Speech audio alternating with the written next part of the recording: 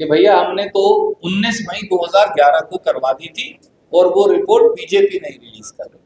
मेरा ये कहना है, तू मैं के विवाद में कई बार जिन वर्गों के लिए हम, राहुल गांधी जी, खड़गे साहब, कांग्रेस पार्टी काम करना चाहती है, राजेश राम, शकील अहमद, झा साहब, हम सब, कहीं वो विषय ना रह जाए। और वो विषय है कौन मन से, वचन से, कर्म से शोषितों, वंचितों, दलितों, आदिवासियों और पिछड़ों को अधिकार देने का पक्षधर है, कौन इसे चुनावी शगुफे के तौर पर इस्तेमाल कर शायद फिर इसे कूड़ेदान में डाल देने वाला है। मेरा काम है सजग पत्रकारों के सामने, जो हमारी अदालत है राजनीतिक लोगों की, इस पक्ष को सिर्फ रखना। वो मैंने रखा है और कागजों सहित रखा है। हाँ सर, इनके बाद मैं आपके पास आ जाता हूँ। तो आप लोग उसके सपोर्ट में है। आजादी के बाद से आप इतना समय क्यों लगा दिए? जब एक्सरे कह रहे हैं आप कि समाज का एक्सरे है, तो आपने एक्सरे को कितना देर क्यों लगाया? 2011 क्यों लगा दिया? आदरणीय साथी, हम पीछे मुड़ के देख सकते हैं।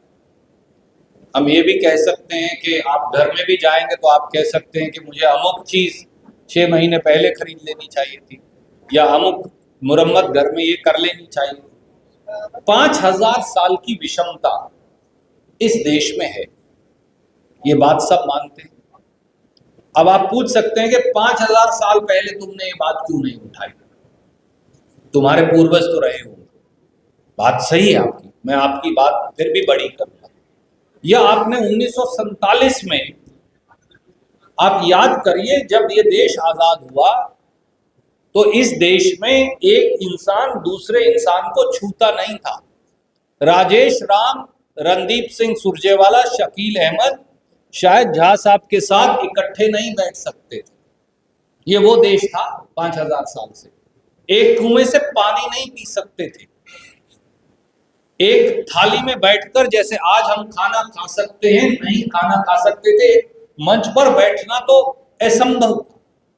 कांग्रेस ने उसे तोड़ा और सामाजिक बदलाव ऐसे किया कि समाज में भी अव्यवस्था ना हो और क्रांति भी आ जाए। यही सबसे बड़ी बुद्धिमत्ता है, गौतम बुद्ध जी ने भी कहा। तो इसलिए सामाजिक न्याय और बदलाव का समय समय पर